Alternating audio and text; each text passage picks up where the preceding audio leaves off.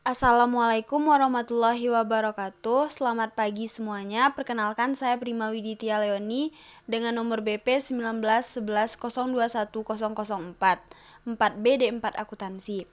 Baiklah, pada kesempatan kali ini saya akan membahas tentang obligasi. Pada video sebelumnya saya sudah menjelaskan terkait dengan saham. Nah, untuk video kali ini pembahasannya adalah tentang obligasi. Pada dasarnya saham berbeda dengan obligasi. Perbedaannya terletak pada saham memberikan hak kepemilikan, sedangkan obligasi tidak memberikan hak tersebut. Namun obligasi lebih ke sebagai surat utang. Nah, saham itu tidak memberikan bunga, tapi saham memberikan keuntungan atau kerugian yang diperoleh dari kenaikan atau penurunan harga saham itu sendiri. Nah, berbeda dengan obligasi, obligasi mendapatkan bunga yang tetap yang disebut dengan kupon. Nah, dari penjelasan yang sudah dijelaskan tadi bahwasanya terdapat perbedaan antara saham dan obligasi, maka ditarik kesimpulan bahwa obligasi itu sendiri adalah utang jangka panjang yang akan dibayar kembali pada saat jatuh tempo dengan bunga yang tetap jika ada. Nah, contohnya adalah PT Astra Grafia yang menerbitkan obligasi pada tahun 2003 dengan kode obligasinya ESG R01XX BFTW. Nah, sebesar 150 miliar rupiah. Nah, obligasi ini akan jatuh tempo pada tanggal 27 Oktober 2008. Kemudian suku bunga yang dibayarkan oleh obligasi ini adalah bunga tetap yakni sebesar 13,375% dalam setahun. Nah, obligasi ini mempunyai kode obligasi yang tercatat di pasar modal. Ya, di mana tujuan dari kode obligasi ini adalah untuk membedakan suatu obligasi dengan obligasi lain, untuk kepentingan pencarian dan organisasi data di komputer, kemudian untuk menunjukkan karakteristik dari organisasi itu sendiri. Untuk contohnya adalah misalkan Bank BPI yang mempunyai kode obligasinya misalkan BABP01XX-BFTW. Nah, Bank BPI singkatan nama perusahaannya adalah BABP. Pada tahun 2003 menerbitkan obligasi pertama di BES. Misal nomor obligasi ini adalah berarti 01. Tipe dari sekuritas adalah bond, diberi kode B. Dan tipe dari suku bunga adalah bunga tetap, maka diberi kode F. Dan kode dari strip plus adalah TW. Nah, kode dari obligasi ini sehingga akan menjadi BAB P01XX BFTW.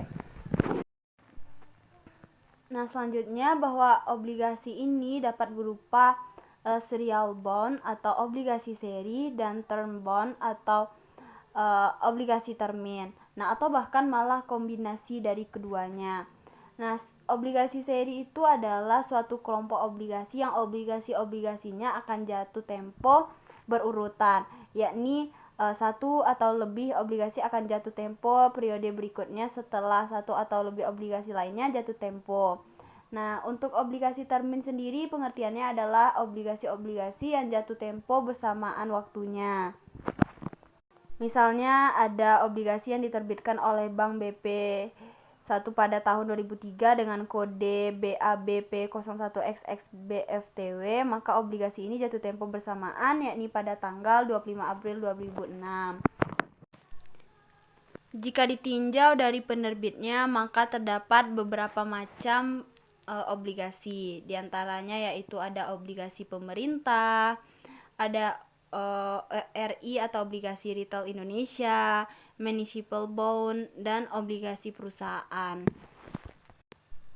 Nah, kalau obligasi pemerintah itu sebenarnya mempunyai sifat yang sama dengan obligasi perusahaan. Namun bedanya cuma di penerbitnya adalah pemerintah bukannya perusahaan swasta. Sehingga obligasi pemerintah dianggap lebih aman dibandingkan dengan obligasi perusahaan. Nah, kalau obligasi negara retail atau obligasi retail Indonesia itu sendiri adalah obligasi yang diterbitkan negara dan dijual kepada perseorangan khusus WNI melalui agen penjual yaitu bank atau lembaga keuangan yang ditunjuk.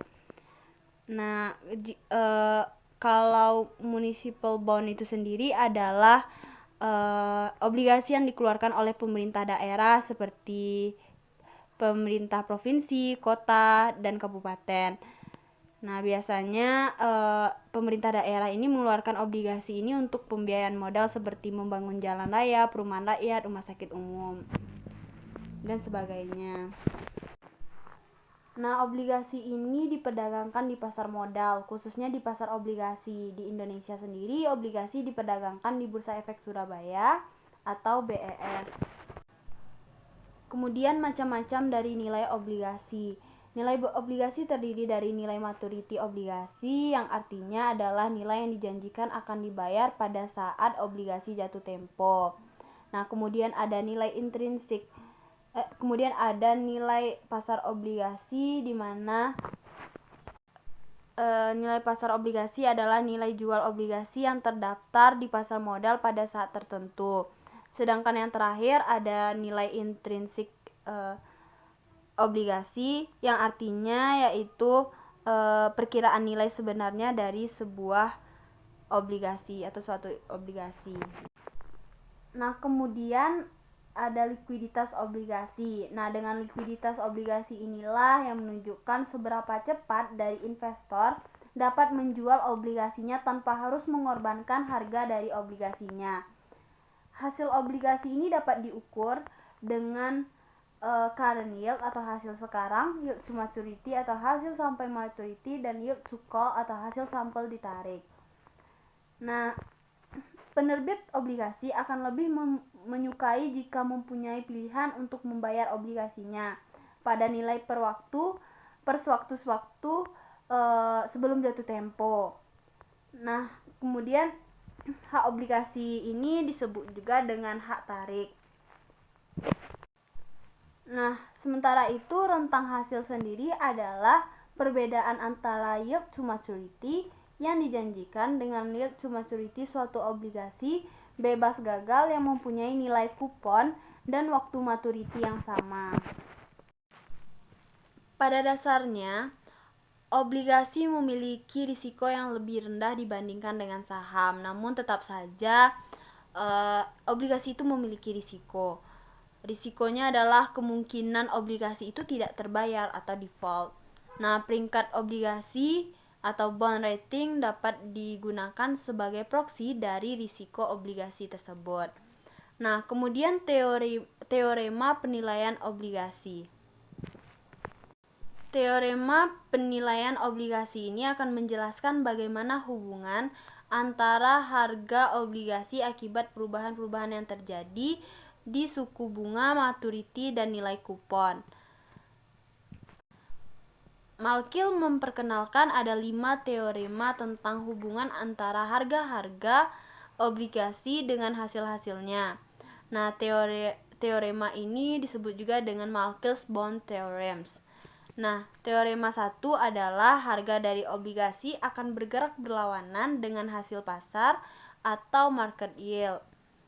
Untuk teorema kedua adalah dengan maturity konstan, penurunan suku bunga akan menaikkan harga obligasi dengan basis persentase lebih besar dibandingkan dengan peningkatan suku bunga yang sama besarnya yang akan menurunkan harga dari obligasi itu.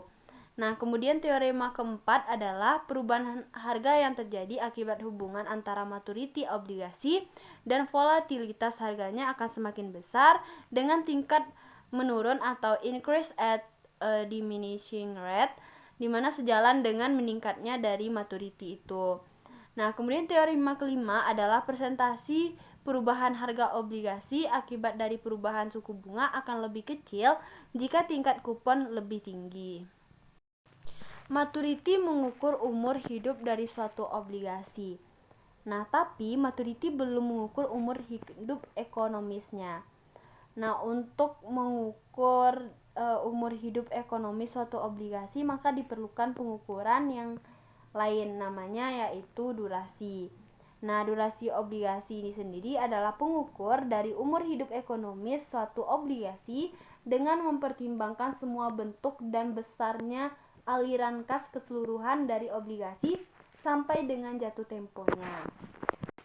Kemudian sensitivitas harga obligasi dari perubahan suku bunga. Nah, nilai obligasi dapat dihitung dengan mengestimasi perubahan harga obligasi dari harga sebelumnya. Presentasi perubahan harga obligasi dapat dihitung dengan rumus delta P per P sama dengan min D per 1 tambah I dikali dengan delta I. Nah, dengan keterangan delta P itu adalah perubahan harga obligasi, P yaitu harga dari obligasi, D yaitu durasi dari obligasi, I yaitu suku bunga sebelum berubah, dan delta I adalah perubahan suku bunga. Nah, obligasi memiliki strategi investasi di obligasi itu sendiri, ya ini disebut juga dengan imunisasi. Nah, sehingga definisi dari imunisasi itu sendiri adalah strategi investasi di obligasi yang menyamakan durasi dari obligasi atau portofolio obligasi dengan waktu yang lamanya investasi untuk menghilangkan risiko perubahan suku bunga. Nah, baiklah, mungkin itu saja yang dapat saya sampaikan terkait dengan penjelasan materi obligasi. Jika terdapat kesalahan dalam penyampaian, saya mohon maaf. Wassalamualaikum warahmatullahi wabarakatuh.